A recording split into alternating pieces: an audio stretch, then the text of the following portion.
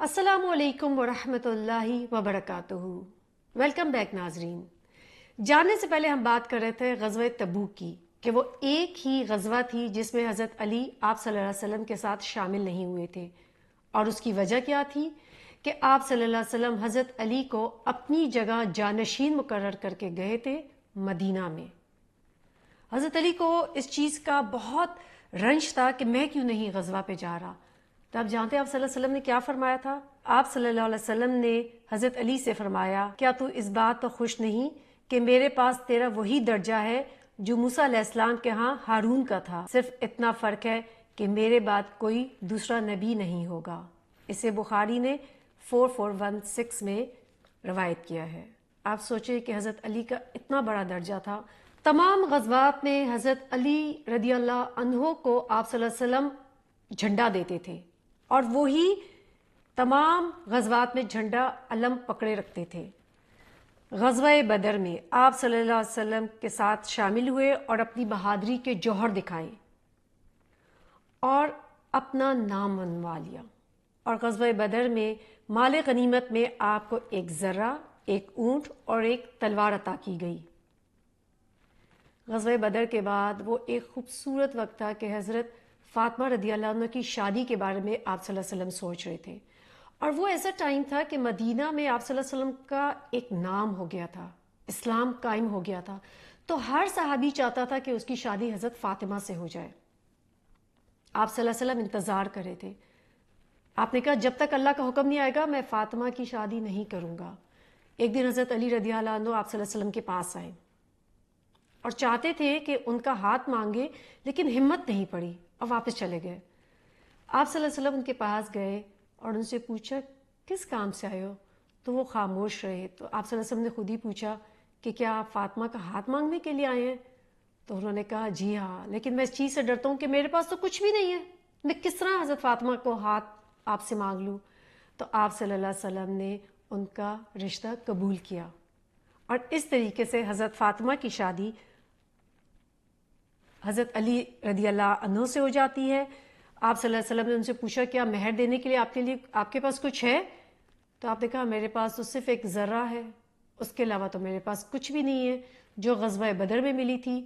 تو اس ذرہ کو آپ نے حضرت عثمان پہ بیچا، جو بعد میں حضرت عثمان نے وہی چیز آپ کو گفٹ کر دی، یہی ذرہ، اور اس طریقے سے آپ بازار سے کوئی خوشبو اور چیزیں لائی گئی، اور آپ صلی اللہ علیہ وسلم نے خود اپنی بیٹی کا نکاح کروایا۔ آپ دیکھیں میں نے جو بات کہی ہے نا اس پہ غور کریں، ایک والد نے اپنی بیٹی کا خود نکاح پڑھایا۔ آج کتنے والد ایسے ہیں جو اپنی والدین یا اسپیشلی باپ یا بھائی یا جو اپنی بیٹی کا یا اپنی بہن کا نکاح پڑھوا سکیں؟ بہت چند، بلکہ میرے خیال میں کتنے تو میجورٹی امت مسلمہ کے مردوں کو شاید مطلب ہی نہیں معلوم ہوگا کہ خطبہ ہوتا ہی کیا ہے، یا نکاح ہوتا کیا ہے، یا نکاح کیسے پڑھایا جاتا ہے۔ خیر، اللہ تعالی ہم سب کو توفیق عطا فرمائے کہ ہم سب لوگ اپنی بیٹیوں کے اور اپنی بہنوں کے خود نکاح پڑھا سکیں، کیونکہ یہ ایک بہت جو محبت اور جس خیر خواہی کے ساتھ ایک والد پڑھا سکتا ہے وہ کوئی نہیں پڑھا سکتا۔ اس طریقے سے ولیمے کا انتظام کیا گیا، اور حضرت فاطمہ رضی اللہ عنہ کی اور حضرت علی کی شادی ہو جاتی ہے۔ شادی کے بعد ایک صحابی ہے حارث بن نعمان، انہوں نے ان کو اپنا گھر جو ہے تحفے میں دے دیا، اور اس طریقے سے حضرت فاطمہ اس گھر میں منتقل ہو گئی۔ جب تک حضرت فاطمہ زندہ رہیں حضرت علی نے دوسری شادی نہیں کی، اور اس سے ان کے دو بیٹے حسن، حسین، اور کہتے ہیں ایک بیٹا اور بھی محسن جو تھے، جو وفات کر گئے تھے، بچپن میں ہی پیدا ہوئے تھے، اور بیٹیوں میں زینب اور ام کلثوم پیدا ہوئی تھیں۔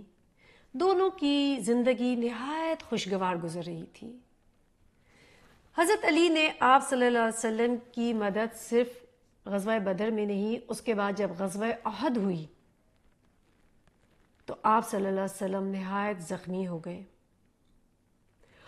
اور کیا آپ جانتے ہیں کہ اس وقت آپ صلی اللہ علیہ وسلم کو کون مدد کر رہا تھا؟ حضرت علی پانی جو ہے وہ اپنی ڈھال میں بھر بھر کر لا رہے تھے، اور حضرت فاطمہ ان کی بیٹی آپ کے زخم کو صاف کرتی جا رہی تھی۔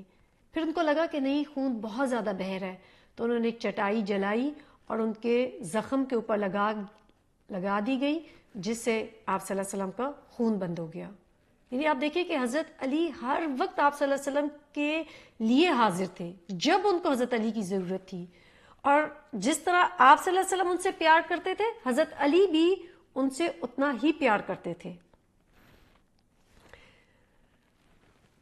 آپ دونوں کی زندگی، فاطمہ رضی اللہ عنہ، حضرت علی کی زندگی نہایت سادہ، اور ان کے گھر کے اندر تقوی اور سادگی اور ایک محبت والا گہوارہ تھا۔ ایک دن کا قصہ سناتی ہوں آپ کو۔ دونوں کے درمیان کسی بات پہ اختلاف ہو گیا، تو حضرت علی ناراض ہو کے چلے گئے اور مسجد میں جا کے لیٹ گئے۔ آپ صلی اللہ علیہ وسلم حضرت فاطمہ کے پاس آئے، پوچھا علی کہاں پہ ہے؟ تو انہوں نے کہا وہ ناراض ہو کے مسجد میں چلے گئے۔ چونکہ آپ صلی اللہ علیہ وسلم کو حضرت علی سے بہت محبت تھی، گئے تو حضرت علی مٹی کے اوپر لیٹے ہوئے تھے، چادر کے ہٹنے سے ان کے جسم پہ مٹی لگ گئی تھی۔ بہت پیار اور محبت سے ان کو اٹھایا اور کہا ابو تراب اٹھ جاؤ۔ ان کو لقب دیا ایک ابو تراب، یعنی جس کا مطلب کہ مٹی کے باپ، مٹی والے۔ حضرت علی کو اپنا یہ نام آپ صلی اللہ علیہ وسلم کا دیا ہوا اتنا پسند آیا کہ انہوں نے اس نام کو اپنا لقب بنا لیا کہ میرا نام ہی، میرا لقب ہی ابو تراب ہے۔ اسی طریقے سے آپ صلی اللہ علیہ وسلم کی بیٹی حضرت فاطمہ گھر کا کام کر کے تھک جاتی تھی، تو کیا آپ جانتے ہیں حضرت علی اور حضرت فاطمہ کو آپ صلی اللہ علیہ وسلم نے ایک نصیحت کی، اور آج بھی ہم اس نصیحت پہ اور اس دعا پہ اور ذکر پہ عمل کرتے ہیں۔ وہ آپ کو بتائیں گے بریک کے بعد۔ تو لیتے ہیں ایک چھوٹا سا بریک، کہیں مت جائیے گا۔ السلام علیکم ورحمۃ اللہ وبرکاتہ۔